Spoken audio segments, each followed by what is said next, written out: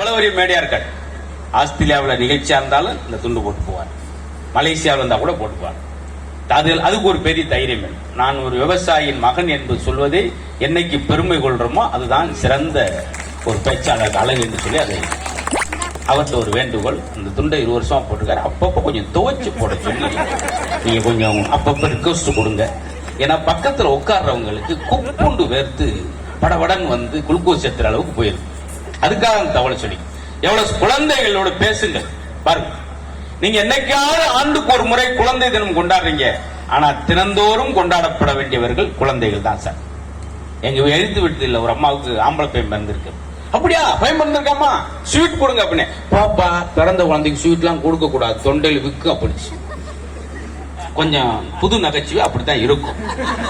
அதுக்காக எல்லாரும் குபீர் குபீர் சிரிக்கிற மாதிரி சொல்லிட முடியுமா? ஒன்னும் அப்படித்தான் வரும். அதுக்காக முறைச்சு பார்க்க கூடாது. நிரம்ப விஷயங்களை சொல்லி முடிச்சிருக்காரு. அதுக்கெல்லாம் பதில் சொல்லணும். கால மாற்றத்தை எவ்வளவு மாறிச்சு பாருங்க. ஒரு பெரியவர் ஆரம்பிச்சா சொல்லுவார், அதெல்லாம் அந்த காலமே அப்படின்றார்.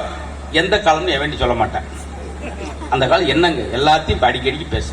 திரைப்படத்துல ஒரு காட்சி கூட எவ்வளவு அழகா இருக்கு தெரியுமா? 1.5 நிமிஷம் காட்சி தான். பழைய பாண்டியான் ஒரு படத்துல ஒருத்தனை போட்டு அடிச்சுக்கிட்டு இருப்பாங்க. அந்த பக்கம் எம்ஆர் வருவார். ஏண்டா அவட அடிக்கிறீங்க? ஐயா கொடுத்த கடனை திருப்பி தர மாட்டேங்கிறாயா? ஏண்டா கொடுத்தீங்க? ஐயா இல்லேன்னு கேட்டேன் கொடுத்தோம்ங்க. இல்ல வேண்ட கொடுத்தா எப்படா திருப்பி தருவா? பேசிக்கலே பாத்தியா ஒரே விஷயம். இல்ல வேண்ட கொடுத்துட்டு திருப்பி எப்படி தர? அவனே இல்லைன்னு கேட்டிருக்கான். எவ்வளவு காலமா கடன் கொடுக்குறோம் மாதிரி போச்சு. கடன் கொடுத்தேன் பேசாம கடை வாங்கினவன் பேசுறான். அன்னைக்கு வாசல் மாமா சூடு சொல்ல வெக்க இருந்தா மரியாதை கொடுத்துருவேன் கேட்காதரா அப்படின்றான். இவன் பதறிட்டான். பேச வேண்டிய ஊரே இவன். இதுதான் சார் அங்கலாய் படைகிறான்.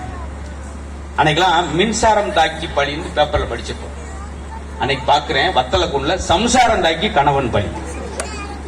பாத்தீங்களா? புலி கடிச்சு குழைச்சிட்டான். மேகமலை காட்டுக்குள்ள போனவன் புலி கடிச்சு மரத்துல தவி காம்பவுண்ட ஊச்சி வந்துட்டான்.